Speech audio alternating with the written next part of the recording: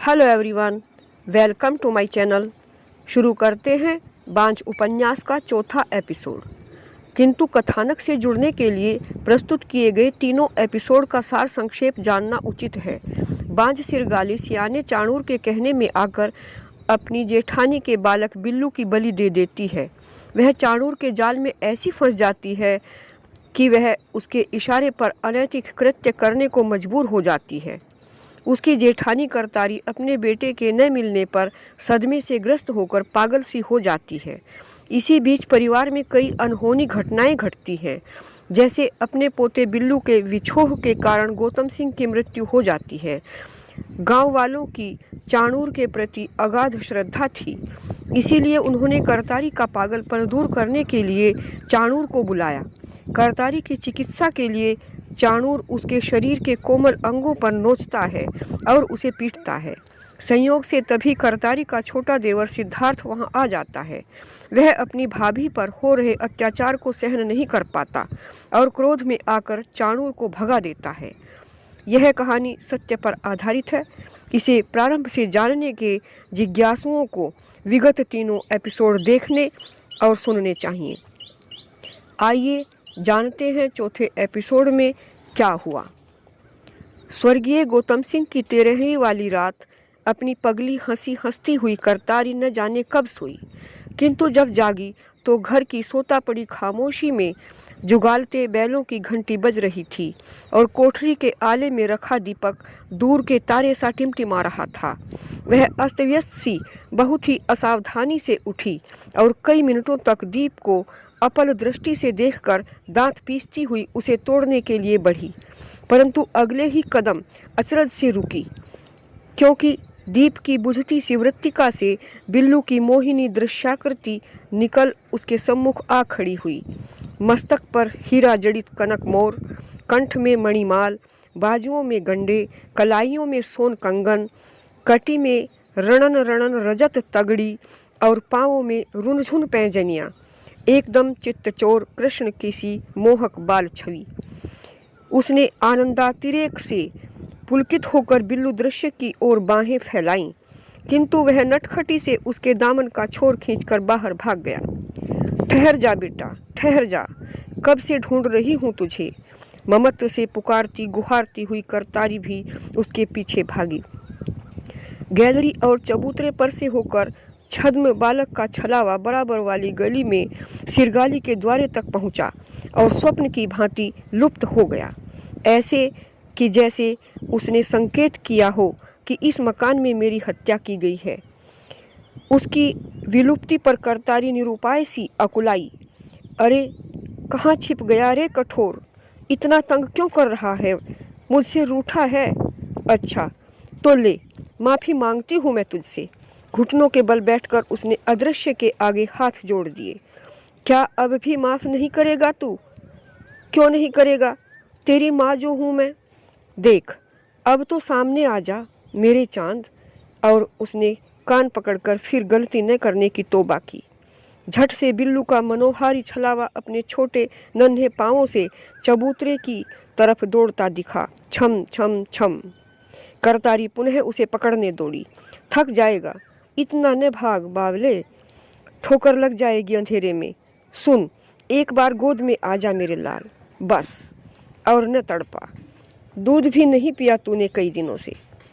परंतु बिल्लू का छलावा उसे आकर्षित करता ठुमक ठुमक भागता रहा और इसी पकड़म पकड़ा में वह शीघ्र गांव से बाहर निकल शमशान घाट तक चली आई। कांस की बाड़ मेढ़ पार करते ही पता नहीं कहाँ से एक काला कुत्ता उस पर झपटा। भों भों भों। पहले ही वार में उसकी चोली को फाड़ते हुए कमर पर पंजों की रक्त रेखाएं खींच दी और जैसे ही वह हड़बड़ाकर गिरी, उसकी जांघ पर दांत गड़ाकर मांस काट लिया। बचने की युक्ति से वह उठकर चीखती चिल्लाती हुई भागी तो धोती खुलती चली गई। इस चीख पुकार से जगा चाणूर अपनी कुटिया से बाहर निकलकर उसी दिशा में लपका। इतने में हिंस हुए कुत्ते ने असहाय करतारी पर ज्यों ही अगला वार करना चाहा, त्यों ही चाणूर का लठ उसके खोपड़े पर पड़ा और वह पै पै पै करता हुआ भाग गया। करतारी के पास आया चाणूर। कौन हो तुम? हाँफती हुई करतारी डरी डरी खड़ी थी। मेरा बच्चा किधर गया? ओह करतारी! चाणूर ने उसकी आवाज़ पहचान ली। मैं पूछती हूँ किधर गया? मेरा बिल्लू किधर गया? मैं अपने बच्चे को पाए बिना न छोड़ूंगी। हा हा हा हा। वह अपने खुले केश पुंजों को हिला हिला कर रुआंसी से हंसने लगी। बरसती चांदनी में मस्त निगाहों से चाणूर ने उसे देखा, सिर से पांव तक। पेटीकोट और फटी उघड़ी चोली से झांकते उभरते अंग अनंग भड़का रहे थे। सुगठित अंग सौष्ठव में रति मूर्तिमान हुई जा रही थी। इस ढलती सी उतरती सी जवानी में भी क्या खूब मदराए उरोज गदराए नितंब। आह! उसके तन मन में एक मदिर एहसास की सनसनी कौंध गई। जरूर तूने छिपा लिया है उसे। लहू बहाती जांघ की टीस से कराहती और ठंड से ठिठुरती करतारी गर्दन तिरछी कर उसे सशंक देखने लगी, परंतु उसके आवेश युक्त मुखड़े को दोनों हथेलियों के बीच लेकर चाणूर कामुकता से मुस्कराया। हाँ सुंदरी, मैंने ही छुपा दिया है उसे। कहाँ? वह पीछे हटकर कड़की। कहाँ छुपा दिया है? बोल। उधर चाणूर ने बदनीयत से कहा, अपनी कुटिया में। जा और जाकर उठा ला। आहट से कहीं फिर न भाग जाए, इसलिए वह दबे पांव धीरे धीरे कुटिया की ओर जाने लगी। लेकिन तभी दैवयोग से दूसरी तरफ नूपुर झनके। वह चौंक कर उधर ही घूमी तो छली बिल्लू दृश्य हस्त इंगित से उसे पास बुला रहा था। जांघ में टीस के बावजूद वह हंसती लड़खड़ाती हुई उसे पकड़ने दौड़ी, और जब उनके बीच कुछ ही पगों की दूरी रह गई तो बिल्लू दृश्य उसी स्थान में समा गया जहां उसके शव के टुकड़ों को गाड़ा गया था। शायद यह अविज्ञेय का संकेत था, यही बताने के लिए कि बालक को यहीं दफनाया गया है। करतारी उसी गड्ढे पर गिरकर हाथों से मिट्टी खोदने लगी, बेसुध। यह देखकर चाणूर आश्चर्यचकित हुए बिना न रह सका। उसने पहली बार एक माँ को अपने बेटे की अज्ञात कब्र पर आते देखा था। आखिर कौन सी शक्ति है उसके साथ? एक करुण भय ने उसे आतंकित किया। हैस बैस में भीतर का कामुक अपराधी और स्वयं पर हावी दानव जैसे ठिठक गए। तत्क्षण उसके कानों में दूर की कुछ आवाजें पड़ी। फिर गांव की ओर से कुछ लोग लालटेन लिए आते दिखे। किसी संदेह की गिरफ्त से बचने के लिए उसने उन्हें हाँक लगाई। ए इधर है, इधर। भूतड़ी अपने ठिकाने तक खींच लाई है इसे। लोग समीप आते गए और चाणूर अपनी महत्ता बखानता गया। यहाँ कुत्ता रूपी प्रेत झपटा इस पर और घायल कर गया। भला तो यह हुआ कि मैं आन पहुंचा इन वक्त पर, वरना वही हो जाता जो नहीं होना चाहिए। लाश के अलावा कुछ भी न मिलता आप लोगों को। कृपाल और बोधारू सहित 4-5 व्यक्तियों ने आकर सियाने का आभार प्रकट किया। करतारी गड्ढे की मिट्टी पर मस्तक रगड़ रगड़ रोदन किए जा रही थी। यहीं समा गया, इसी गड्ढे में दब गया मेरा बिल्लू, अभी अभी। कहीं किसी को इसकी बात पर विश्वास न हो जाए। मन के इसी शक और भय से चाणूर त्वरा से बोला, देखा भूतड़ी का असर, जो इतना मजबूत हो गया है कि आज की तरह कभी भी खींच लाएगा इसे यहाँ। कृपाल और बोधारू उसे बलात् उठाकर ले चले और वह रोती गिड़गिड़ाती रही, मुझे अलग मत करो मेरे बच्चे से, निकाल लो, मिट्टी में दम घुट रहा है उसका, मैं कहती हूँ मर जाएगा वह, हाय मेरे लाल। ये कुछ दुर्दिन सिरगाली ने केवल पानी पीकर काटे और वह पानी भी द्रग पथ से निकल जाता। हृदय में सत्व प्रकाश की भांति दैदीप्यमान बालक की चाह भी उसकी अंतर्ज्वाला में जलकर राख हो गई। स्वयं को खोलकर अपनी आकांक्षा को बचाती भी क्यों कर, अपनी ही अक्षम्य दृष्टि से अपने आप को बचाने के लिए वह किसी अंधे कुएं झेरे में गिर पड़ना चाहती थी, जिसकी जीवन नौका में बड़ा सा छेद हो गया हो। क्या उससे अच्छी उसे लहरों की गोद नहीं? आत्मा से बेकसी की आह का धुआं उड़ रहा था। आज दिया बत्ती नहीं जलाई? आहिस्ता से कोठरी में अधमुंदे किवाड़ खोलकर कृपाल अंदर आया। सो गई क्या अभी से? नहीं तो अब नींद कहाँ? अपनी वेदना से होठ दबाए उसने। किंतु कृपाल ने उसे अपने मन के अनुकूल ही जाना और अंधेरे में चारपाई टोहकर उसके पास बैठा।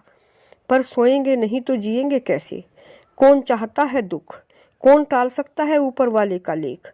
जो कुछ हुआ समझ इसे होना ही था। क्या हुआ और क्या होना था?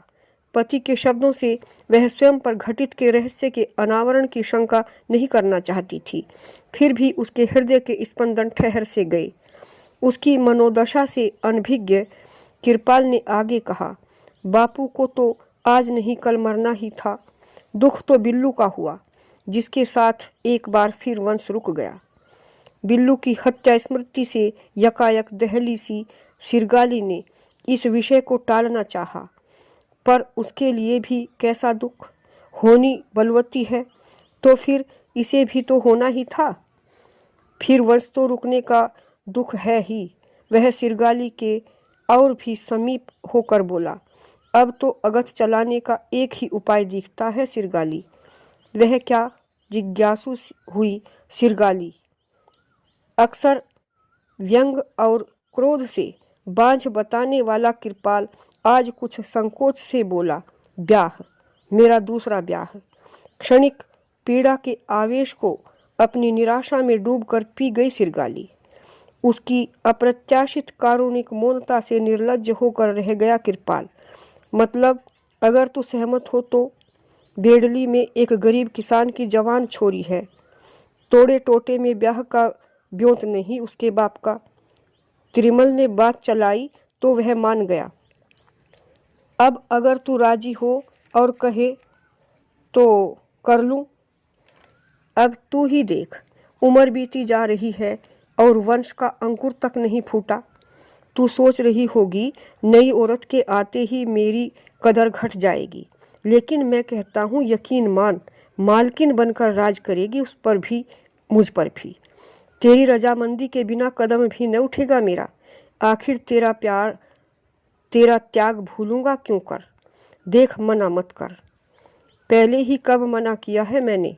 जो अब उसके मन की खिन्नता भांपकर कृपाल ने उसे प्रेम पाश में जकड़ा। जो सुख तुझे आज तक नहीं दे सका वह तेरी एक छोटी बहन के आने पर जरूर दे सकूंगा। पांव खटिया से तले न उतरने दूंगा मेरी जान। तुम हुक्म देना और सोत दासी बनकर बजा लाएगी। सच देवी बनकर पूजोगी, पूजो। और उसके स्तनों से होठ चुमाकर मानो सहमत हो जाने की अनुनय विनय करने लगा।